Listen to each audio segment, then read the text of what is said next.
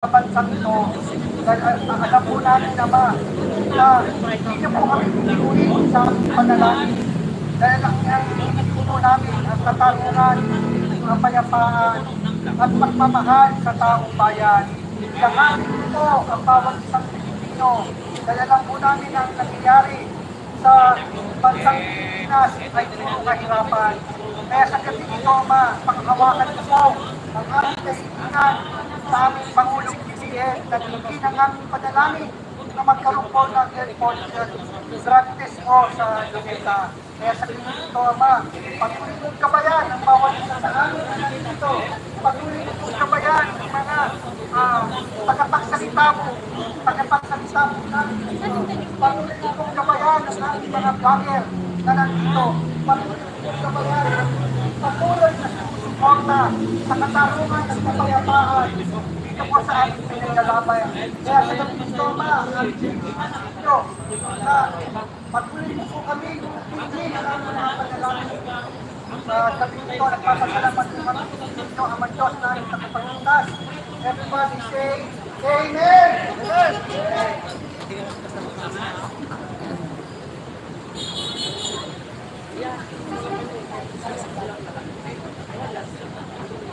Kaya po mga kabayan na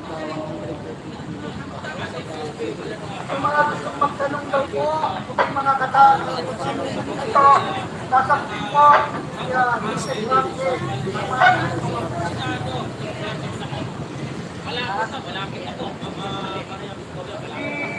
Agent Morales,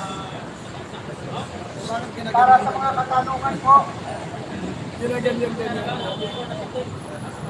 Basa ko lang yung front message.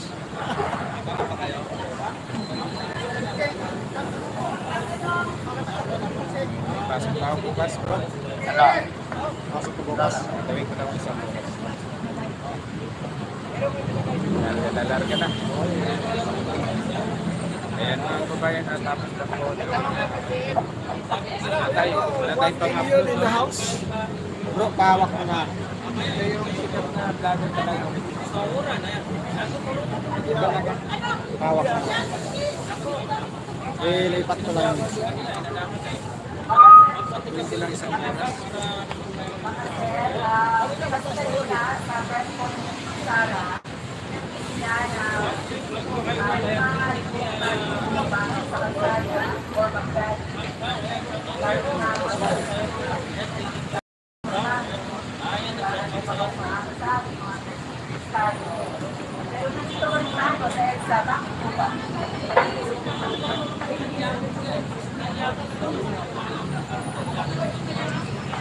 Maraming salamat. Yung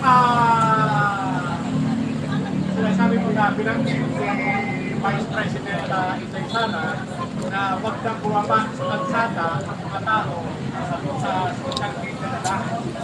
Ito po ay unang-una iniisip niya yung kapakanan ng sambayan ng Pilipino at ayaw rin niya na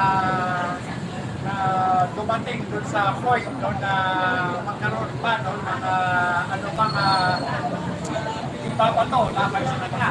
Pero bilang isang Pilipino, hindi rin naman natin na matitigil yung paglamin ng mga taga-suporta ni Vice President Sara Duterte.